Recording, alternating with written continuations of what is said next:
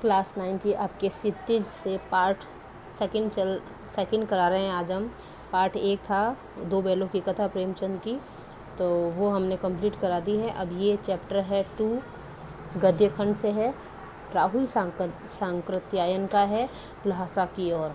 तो इनमें एक यात्रा वृत्तांत है बेटा, यात्रा का कोई वर्णन है। पहले अपन ये कवि परिचय पढ़ लेंगे। राहुल सांकृत्यायन का जन्म सन 1893 में उनके ननिहाल गांव पंदहा जिला आजमगढ़ उत्तर प्रदेश में हुआ। उनका पैतृक गांव कनेला था। पैतृक बहुत पुराना, जो उनका जो पुरखों से रहते आए हैं वो कनेला था।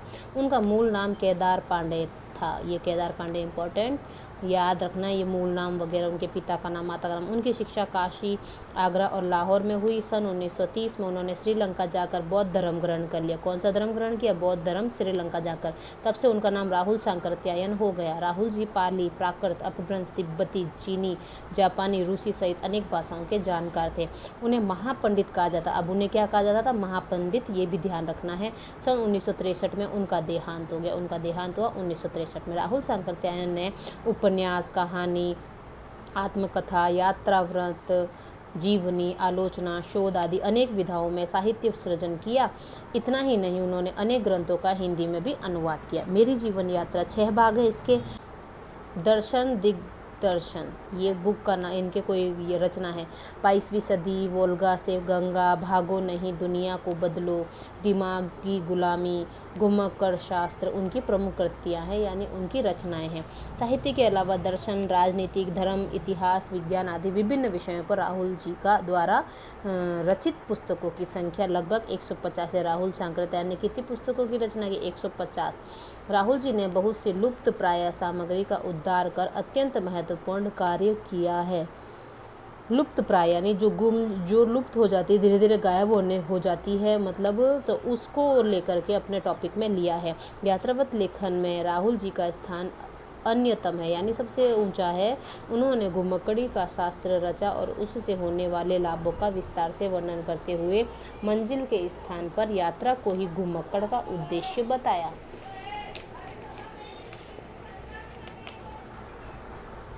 घुमक्कड़ी से मनोरंजन, ज्ञानवर्धन यानी कि ज्ञान प्राप्त होता है और अज्ञात स्थलों की जानकारी के साथ साथ भाषा एवं संस्कृति का भी आदान प्रदान होता है।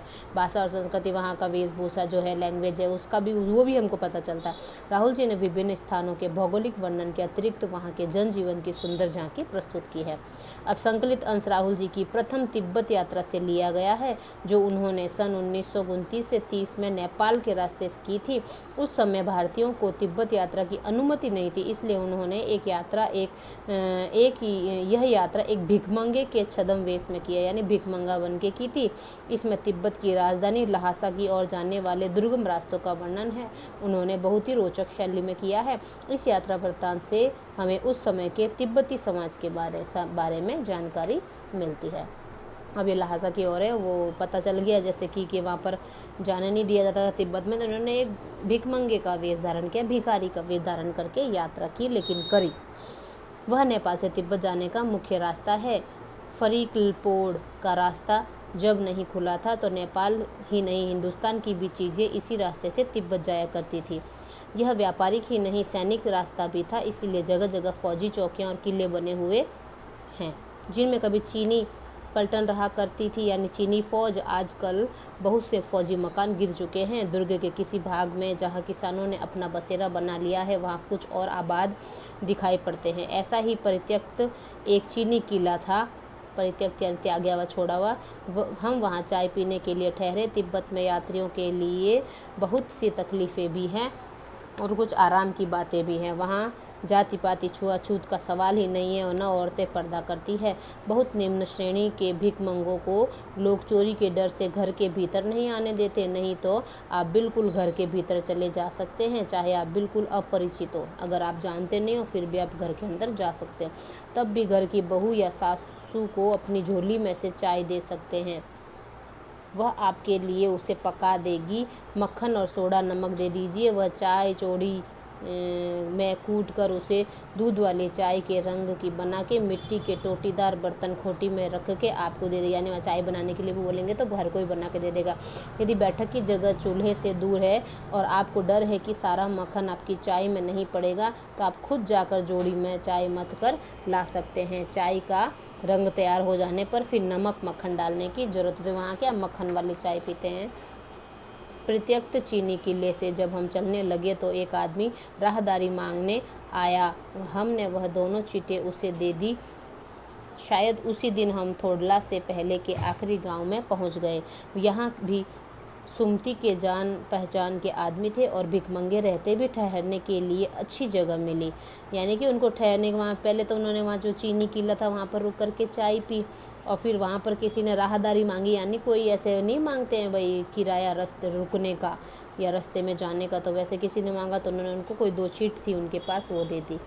अब है 5 साल बाद जब हम इसी गली से लौटे थे और भिखमंगे नहीं एक भद्र यात्री के वेश में घोड़ों पर सवार होकर आए थे, किंतु उस वक्त किसी ने हमें रहने के लिए जगह नहीं दी और हम गांव के एक सबसे गरीब झोपड़े में ठहरे थे। वो बोला जब हम 5 साल पहले जब यहाँ आए थे अच्छे से बन के तो वहाँ पर किसी ने उनको जगह, लेकिन भिखारी हैं तो उसको हर कोई मतलब वहाँ पूछ रहा है। बहुत कुछ लोगों की उस वक्त की मनोवृत्ति पर ही निर्भर, यानी उनकी लोगों की अपनी अपनी सोच है। खासकर शाम के वक्त छड़ पीकर बहुत कम होश हवास को दुरुस्त रहते थे। अब ये कोई चाय का कुछ ऐसे होगा अफीम या चाय के जैसा कुछ। अब हमें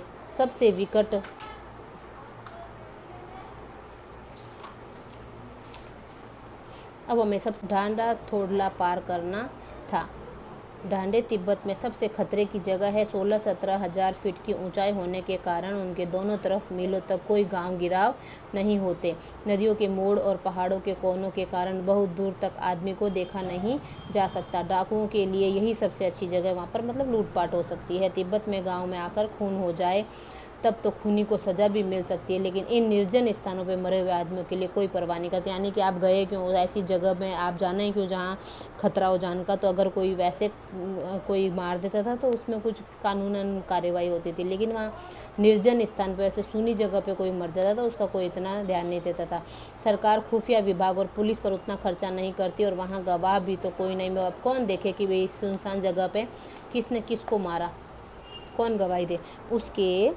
उसके बाद देखते हैं कि कुछ पैसा है कि नहीं। हथियार का कानून न रहने के कारण यहाँ लाठी की तरह लोग पिस्तौल बंदूक लिए फिरते हैं। यानी कि वहाँ पर हथियार की जगह, ये लाठी की जगह पे लोग क्या पिस्तौल और बंदूक उनके हाथ में नॉर्मल बात होती है। ये जो हथियार होते हैं, डाकू यदि जान से न मारे तो खुद उसे अपने प्राणों का खतरा, यानी कि वो कोई भी अगर किसी से भी जान का खतरा है डाकू चोर वगैरह से, तो वो हम उनको मतलब मार सकते हैं आराम से गोली से।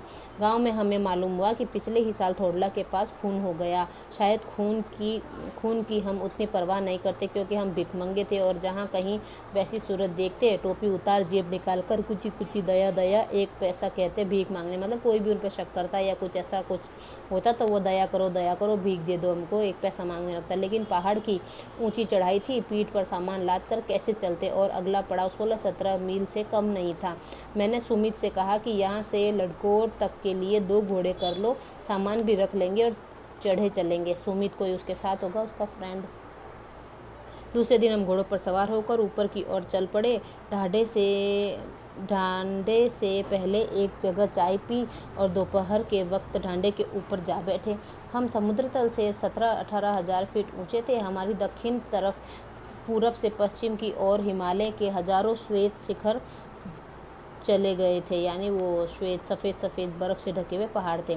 भीटे की ओर दिखने वाले पहाड़ बिल्कुल नंगे थे, न वहाँ बर्फ़ की सफ़ेदी, मतलब एक तरफ क्या था बिल्कुल पहाड़ ऐसे थे, पहाड़ जैसे ही कलर था, वहाँ कोई सफ़ेदी नहीं थी, न किसी तरह की हरियाली और न कोई हरियाली थी। उत्तर की तरफ बहुत कम बर्फ़ वाली चोटियाँ दिखाई पड़ी। सर्वोच्च स्थान पर डांडे के देवता का स्थान था, जो पत्थरों के ढेर, जानवरों की सींगों, रंग बिरंगे कपड़ों की झाड़ियों से सजाया गया था। कोई एक पहाड़ होगा जहाँ पर ऐसे सजावट था। अब हमें बराबर उतराई पर चलना था, यानी ढलान थी। अब चढ़ाई तो कुछ दूर थोड़ी मुश्किल थी, लेकिन उतराई बिल्कुल नहीं। शायद 1 और सवार साथी हमारे साथ चल रहे थे। मेरा घोड़ा कुछ धीमे चलने लगा। मैंने समझा कि चढ़ाई की थकावट के कारण ऐसा होकर रहा है और उसे मारना नहीं चाहता था। धीरे धीरे वह बहुत पिछड़ गया और मैं दोनकिविस्कस्तो, अब ये चीनी नाम कैसा है, तिब्बती नाम है, ये कोई की तरह अपने घोड़ों पर झूमता हुआ चला जा रहा था। जान नहीं पड़ता था कि घोड़ा आगे चल रहा था या पीछे। जब मैं जोर देने लगता तो वह और सुस्त पड़ जाता। एक जगह 2 रास्ते फूट रहे थे। मैं बाएं का रास्ता ले 1.5 मील चला गया। आगे एक घर में पूछने से पता चला कि लटकोर का रास्ता दाहिने वाला था। फिर लौटकर उसी को पकड़ा। 4-5 बजे के करीब मैं गांव से मील भर पर था। सुमती इंतजार करते हुए मिले। मंगोलों का मुंह वैसे ही लाल होता है और अब वह पूरे गुस्से में थे। उन्होंने कहा, मैंने 2 टोकरी कंडे फूल डाले, 3-3 बार चाय को गर्म किया। मैंने बहुत नरमी से जवाब दिया, लेकिन मेरा कसूर नहीं है मित्र, देख नहीं रहे हो कैसा घोड़ा मिला मुझे। मैं तो रात तक पहुंचने की उम्मीद रखता था। खैर, सुमति को जितनी जल्दी गुस्सा आता है उतनी ही ठंडा भी हो जाता है। लटकोर में वह एक अच्छी जगह पर ठहरे। यहाँ भी उनके अच्छे यजमान थे। पहले चाय सत्तू खाया गया। रात को गर्मा गर्म थुक्पा मिला। अब थुक्का क्या होता है? कोई चीज़ होती होगी खाने की। अब हम तिडरी के विशाल मैदान में थे, जो पहाड़ों से घिरा टापू सा मालूम होता था, जिसमें दूर एक छोटी सी पहाड़ी मैदान के भीतर दिखाई पड़ती है। उसे पहाड़ी का नाम है तिडरी समाधि गिरी। आसपास के गांव में भी सुमति के कितने ही यजमान थे। कपड़े की पतली पतली चीरी बत्तियों के गंडे ख़त्म नहीं हो सकते थे, क्योंकि बोध गया से लाए कपड़े के ख़त्म हो जाने पर किसी कपड़े से बोध गया को गंडा बना लेते थे। यानी कि वो नहीं होता रात को चलते जब लकड़ी में आग, वो कपड़ा लपेट करके उसको जला जाता है एक चिराग के जैसे ना, वैसा, जिससे वो रास्ता देख सके। वो अपने यजमानों के पास जाना चाहते थे। मैंने सोचा यह 2 हफ्ता भर उधर ही लगा देंगे। मैंने उनसे कहा कि जिस गांव में ठहरना हो उसमें भले ही गंडे बांट दो, मगर आसपास के गांव में मत जाओ। इसके लिए मैं तुम्हें लासा पहुंचाकर रुपये दे दूंगा। सुमित ने स्वीकार किया। दूसरे दिन हमने भरिया ढूंढने की कोशिश की, लेकिन कोई न मिला। सवेरे ही चल दिए होते तो अच्छा था, लेकिन अब 10-12 बजे की तेज़ धूप में चलना पड़ रहा था। तिब्बत की धूप भी बहुत कड़ी मालूम होती है। यद्यपि छोटे से भी मोटे कपड़े के सिर को ढाक लो तो भी गर्मी ख़त्म नहीं होती। यानी इतनी तेज़ सूरज तपती गर्मी दे रहा है। आप 2 बजे की सूरज की ओर मुँह करके चल रहे हैं। ललाट धूप से जल रहा है और पीछे का कंधा बर्फा हो रहा है। फिर हमने पीठ पर अपनी अपनी चीज़ें लादी, डंडा हाथ में लिया और चल पड़े। यद्यपि सुमित के परिचित तिडरी में भी थे, लेकिन वह एक और यजमान से मिलना चाहते थे, इसलिए आदमी मिलने का बहाना कर शेकर विहार की ओर चलने के लिए कहा। तिब्बत की ज़मीन बहुत अधिक छोटे बड़े जागीरदारों में बटी है। इन जागीरों का बहुत ज़्यादा हिस्सा मठों विहारों के हाथ में है। अपनी अपनी जागीर में हर एक जागीरदार कुछ खेती भी खुद भी कराता है, जिसके लिए मजदूर बेगार में मिल जाते हैं। यानी कि पैसों में मजदूरी में मजदूर मिल जाते हैं, तनख्वाह में। खेती का इंतजाम देखने के लिए वहाँ कोई भिक्षु भेजा जाता है, जो जागीर से आदमियों के लिए राजा से कम नहीं होता। यानी कि कोई एक लीडर रखा जाता है जो वो कारीगरों को देखता है। शेकर की खेती के मुखिया भिक्षु नमसे बड़े भद्र पुरुष थे। वह बहुत प्रेम से मिले। हालांकि उस वक्त मेरा भेष ऐसा नहीं था कि उन्हें कुछ भी ख्याल करना चाहिए।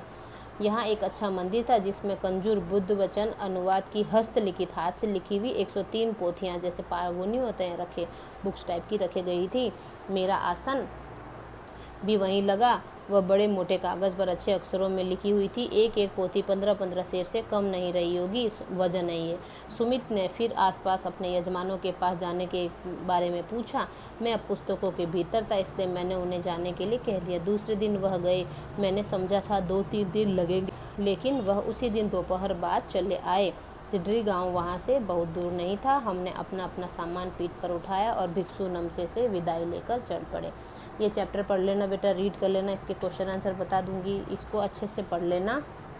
ओके बेटा। क्लास ये सुमित नहीं है, सुमति है।